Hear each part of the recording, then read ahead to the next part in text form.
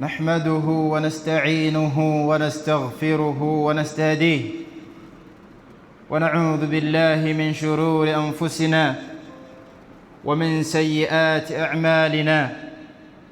من يهده الله فلا مضل له ومن يضلله فلا هادي له. أشهد أن لا إله إلا الله وحده لا شريك له، وأشهد أن محمدًا عبده ورسوله.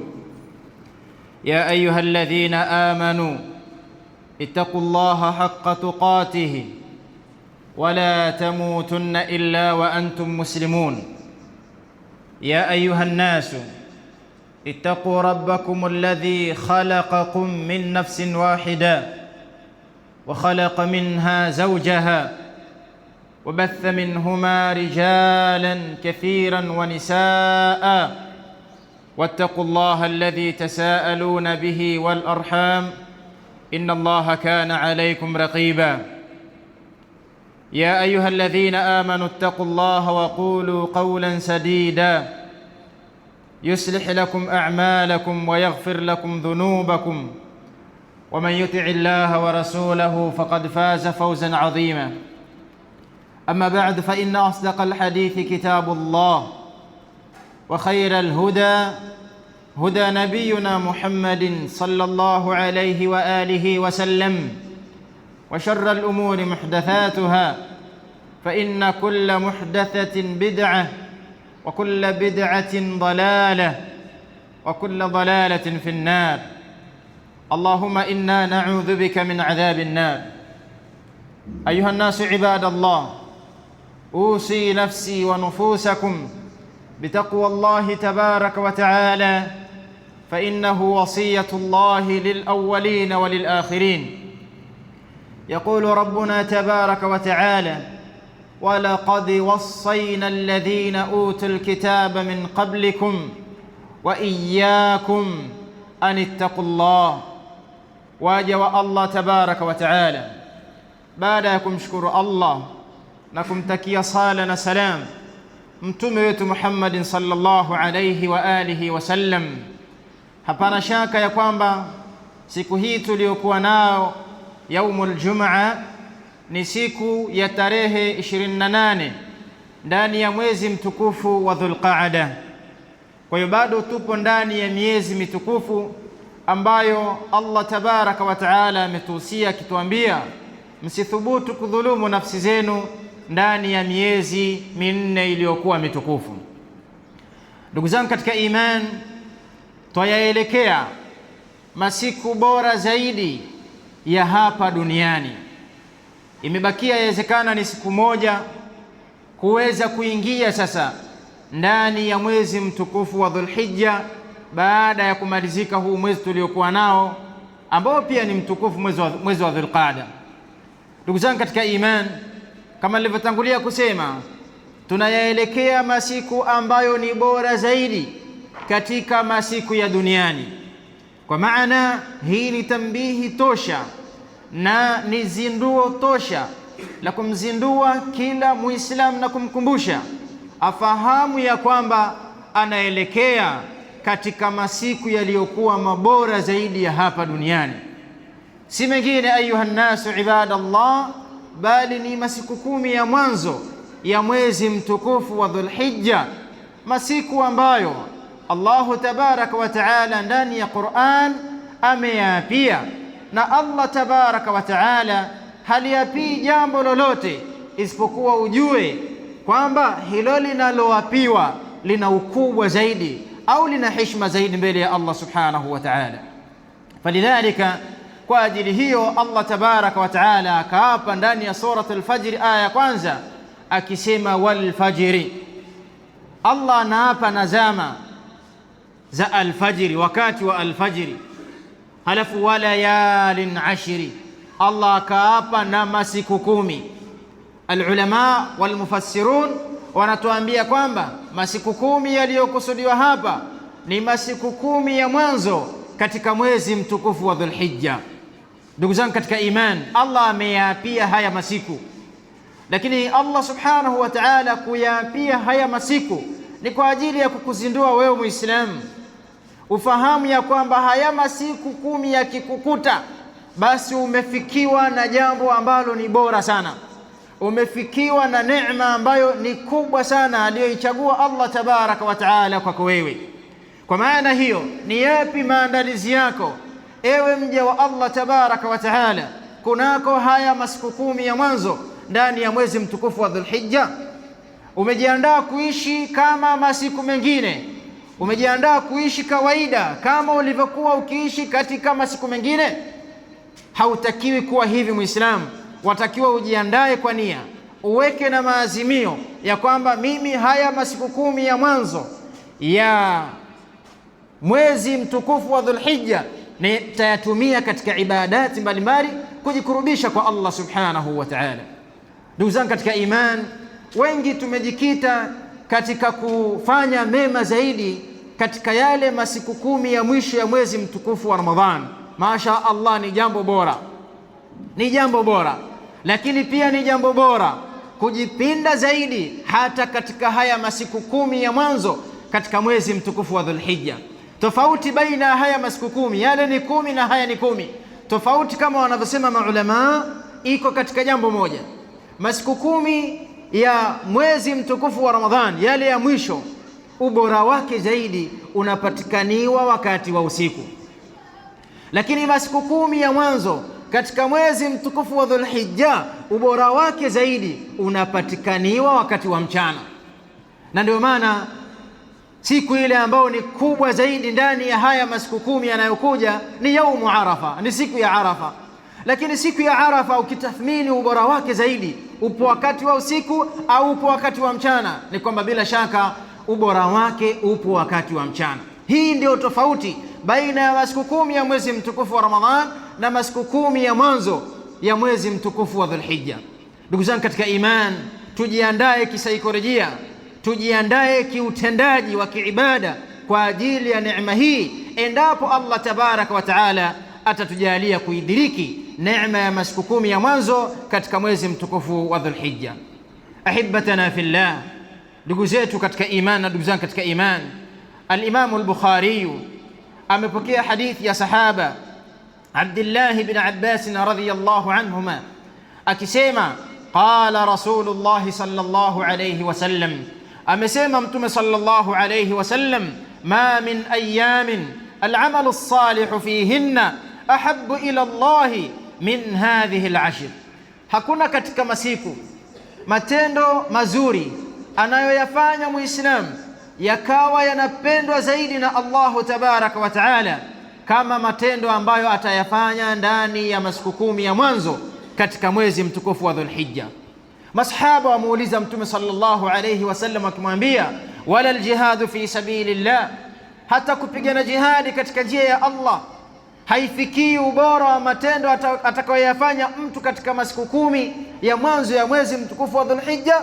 Mtume sallallahu alayhi wasallam awaambia, wala aljihadu fi sabilillah, hata kupigana jihadi katika njia ya Allah subhanahu wa ta'ala, isipokuwa tu mtu ambaye atatoka yeye na mali yake kwenda kupigania dini ya Allah subhanahu wa ta'ala, alafu kukawa hakuna chochote kilichorudi kati ya viwili hivyo, maanake akawa ameipoteza mali yake na pia vile vile uhai wake akawa ameupoteza katika kuipigania dini ya Allah subhanahu wa ta'ala.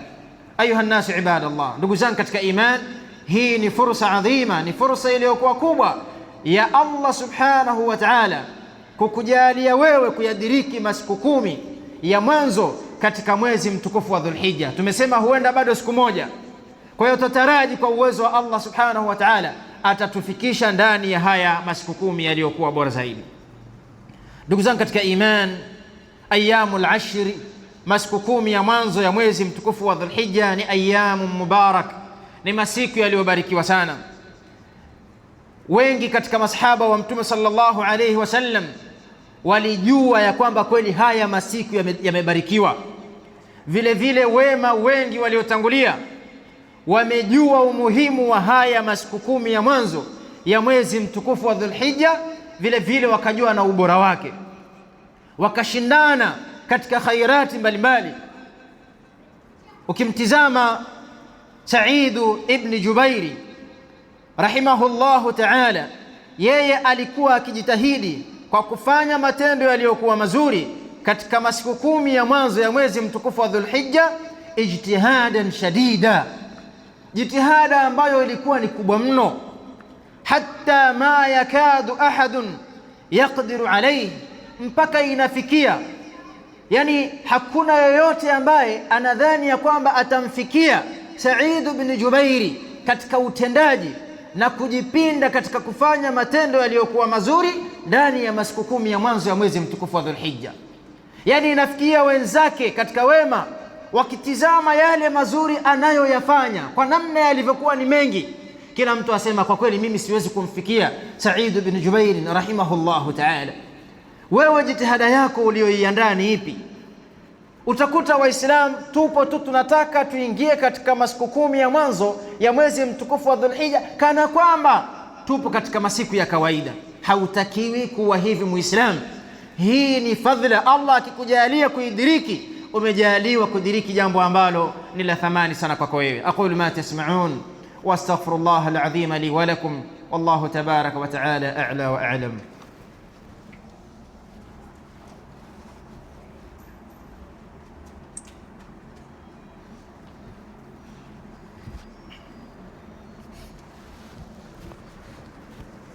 الحمد لله رب العالمين، والصلاة والسلام الأتمان الأكملان على نبينا محمد صلى الله عليه وعلى آله وأصحابه ومن تبعهم بإحسان إلى يوم الدين. أما بعد، ndugu zangu katika iman, miongoni mwa matendo ambayo tutatakiwa tujipinde nayo ndani ya masiku 10 ya mwanzo katika mwezi mtukufu wa Dhulhijja, kwanza ni kuhakikisha tunatekeleza yale yote ambayo ni ya lazima, kwa sababu wewe kadiri unavyofanya mambo ambayo ni ya lazima, basi unatafuta kupendwa na Allah subhanahu wa ta'ala. Katika mambo hayo ni Muislamu kuhakikisha anaitekeleza ibada ya sala 5 ndani ya wakati wake. Tena mwanaume wa Kiislamu uhakikisha unaitekeleza ibada ya sala 5 kwa jamaa. Kadhalika katika yale ambayo ni ya kutekeleza, ni ya sunna kuyatekeleza ndani ya masiku 10 ya mwanzo katika mwezi mtukufu wa Dhulhijja ni kufunga. Ibada ya funga hakuna yeyote anayejua ujira wake isipokuwa ni Allah subhanahu wa ta'ala, na Mtume sallallahu alayhi wasallam anatuambia katika hadithi iliyokuwa sahihi, man sama yawman fi sabilillah, atakayefunga siku moja tu kwa ajili ya Allah subhanahu wa ta'ala, yani funga ambayo ni ya sunna, anajitolea kwa ajili ya Allah subhanahu wa ta'ala, basi afahamu ya kwamba Allah tabaraka wa ta'ala atamuweka mbali mtu huyo na moto wa jahannam kwa miaka 70. Al-Imam an-Nawawi rahimahullahu ta'ala anasema yustahabbu as-siyam, ni sunna kufunga hadhihi al-ayyam, haya masiku 9 ya mwanzo katika mwezi mtukufu wa Dhulhijja, sunna ambayo au jambo ambalo limependekezwa upendekezaji uliokuwa mkubwa zaidi. Lakini vile vile katika yale ambayo ni ya kufanya kiibada ndani ya masiku 10 haya ni kukithirisha Waislamu kusoma Qur'an. Wengi tumejipinda kusoma Qur'an ndani ya mwezi mtukufu wa Ramadhan, zaidi tukajipinda katika masiku 10 ya mwisho ya mwezi mtukufu wa Ramadhan. Lakini tumesema masiku 10 ya mwisho ya mwezi mtukufu wa Ramadhan ni mabora, na vile vile masiku 10 ya mwanzo ya mwezi mtukufu wa Dhulhijja ni mabora. Kwa vile vile ulivyojipinda katika masiku 10 ya mwezi mtukufu wa Ramadhani yale ya mwisho au mwezi mzima wa Ramadhan, watakiwa ujipinde vile vile katika masiku 10 ya mwanzo ndani ya mwezi mtukufu wa Dhulhijja, na usipuuze hali hii. Kadhalika katika yale ya kufanya ndani ya haya masiku 10 ya mwanzo ya mwezi mtukufu wa Dhulhijja ni kukithirisha kumtaja Allah subhanahu wa ta'ala, kama vile ambavyo Mtume sallallahu alayhi wasallam alivyosema katika hadithi aliyopokea Imam Ahmad, ma min ayamin a'zamu 'inda Allah subhanahu wala ahabba ilayhi al'amalu fihinna min hadhihi al'ashr, hakuna katika masiku ambayo ni makubwa zaidi mbele ya Allah subhanahu wa ta'ala, na hakuna katika masiku ambayo matendo mazuri anayoyafanya muislamu yakapendwa zaidi na Allah subhanahu wa ta'ala kama matendo muislamu anayoyafanya katika masiku 10 ya mwanzo ya mwezi mtukufu wa Dhulhijja. Mtume akatuambia, faakthiru fihinna min at-tahlil, kithirisheni ndani ya masiku 10 hayo kusema la ilaha illa Allah, wat-tahmid, na kusema alhamdulillah, wat-takbir, na kusema Allahu akbar. Kithirisha katika kusema subhanallah, alhamdulillah, la ilaha illa Allah, Allahu akbar. Kithirisha katika kufanya adhkari yoyote ile ambayo imethibiti na imefundishwa na Mtume sallallahu alayhi wa alihi wasallam. Wengine tuona aibu kumtaja Allah kwa sauti tukiwa masokoni, tukiwa kwenye biashara zetu, tukiwa maofisini, eti tuona aibu kudhihirisha uislamu wetu. Lakini hebu mtizame sahaba Abdullah ibn Umar na sahaba Abi Hurairah radhiyallahu anhuma, namna walivyokuwa wao. Ilikuwa yakiingia haya masiku 10 ya mwanzo ya mwezi mtukufu wa Dhulhijja, walikuwa wakipiga takbira katika masoko, walikuwa wakipiga takbira kila sehemu wanapokuwa. Tena katika masoko walipokuwa wakizipiga zile takbir, Allahu akbar, Allahu akbar, la ilaha illa Allah, Allahu akbar. Walipokuwa wakifanya jambo hili, basi watu wote ndani ya yale masoko au ndani ya soko nao walikuwa wakithirisha katika kumtaja Allah subhanahu wa ta'ala. Ahibati fillah, ndugu zangu katika iman, tumuombe Allah subhanahu wa ta'ala atujalie kuyadiriki masiku 10 ya mwanzo ndani ya mwezi mtukufu wa Dhulhijja, na atujalie Allah subhanahu wa ta'ala kwa fadhila zake na rehema zake kujipinda katika kufanya ibadati mbalimbali ndani ya haya masiku. Msisahau wale ambao mmeweka nia za kuchinja, ya kwamba utakapoandama mwezi mtukufu wa Dhulhijja, nabiyuna sallallahu alayhi wasallam, mtume wetu Muhammad sallallahu alayhi wasallam ametupa maelekezo akisema ya kwamba basi yule ambaye ameweka nia kuchinja pale utakapoandama mwezi mtukufu wa Dhulhijja asinyoe chochote katika nywele zake, kadhalika asikate chochote katika kucha zake, mpaka pale watu watakaposali Idi na yeye akawa ni mwenye kuitekeleza tayari ibada yake ya kuchinja, ndipo atarudi katika kunyoa nywele zake na kukata kucha zake. Rabbana atina fid dunya hasana wa fil akhirati hasanatan wa qina adhaban nar. Allahumma ansurna ala man adana, Allahumma ansurna ala man adana, Allahumma ansurna ala man adana. Allahumma ya rabbana tahhir qulubana min an-nifaq wa tahhir a'malana min ar-riya'i wa tahhir alsinatana min al-kadhib برحمتك وعزتك يا ذا الجلال والإكرام. قوموا إلى صلاتكم يرحمكم الله.